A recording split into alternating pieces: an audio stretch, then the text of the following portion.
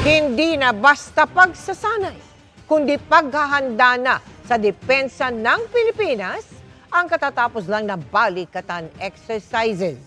Binanggit yan ng US Indo-Pacific Command Chief. Sa gitna pa naman ng tensyon sa rehiyon, nakatutok si Chino Gaston. Sa pagsasara kanina ng balikatan military exercises, malaman ang sinabi ni US Indo-Pacific Command Chief Admiral Samuel Paparo. Sabi niya, ang balikatan exercises ay hindi na lamang isang bilateral exercise, kundi para na rin sa paghahanda para idepensa ang Pilipinas sa gitna ng tensyon sa rehiyon. Balikatan 2026 marks a strategic evolution from a bilateral exercise to a full-scale, multinational mission rehearsal for the defense of the Republic of the Philippines. That we're living in a tense, in a dangerous environment with active coercion ongoing, and the Philippines, certainly Philippine fisherfolk, Philippine Coast Guard experience it every day. I'm not to speak for you, but these are direct threats to the sovereignty, the prosperity, freedom of the Republic of the Philippines. Sa isinagawang Balikatan 2026, nakita ang pagpapakawala sa unang pagkakataon sa bansa ng Tomahawk cruise missile gamit ang Typhoon system ng US military sa Leyte.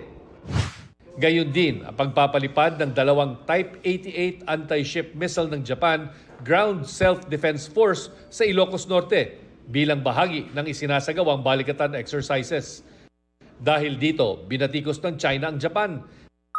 Sinabi ng tagapagsalita ng Chinese Foreign Ministry na tila nakalimutan na ng Japan ang mga pinagagawa nito noong World War II at nagpapadala pa ngayon ng mga sundalo at offensive missiles sa ibang bansa sa kunwari security cooperation. Nilalabag raw ng Japan ang sariling defense-oriented policy at labas na sa self-defense ang kanilang mga ikinikilos. Kaya naman daw lumalabas ang neo-militarism sa Japan na nagiging banta sa kapayapaan sa rehiyon. Hinihingan namin ng pahayag ang Japan tungkol dito. Pero sabi ni Defense Secretary Gilberto Teodoro Jr., hindi dapat nakikialam ang China. Wala silang pakialam doon. Alright. I mean, anong pakialam nila? Pakialaman nila sarili nilang bakuran. Pakialam sa nila ng pakialam yung kanilang sariling bakuran, lalo na yung panunupil sa kanilang mga kababayan, hindi nila tinitigilan. Ito, distraction din sa mga kababayan nila, sa mga problema nila. Karapatan at bahagi raw ng territorial defense at deterrence ang pagpayag ng Pilipinas na ipagamit ang mga Japanese surface-to-ship at US Tomahawk missiles. Ayon sa Armed Forces of the Philippines, asahan na lalong lalawak pa ang susunod na balikatan exercises sa pangunguna ng Squad Nations na kinabibilangan ng Pilipinas, US, Australia at Japan.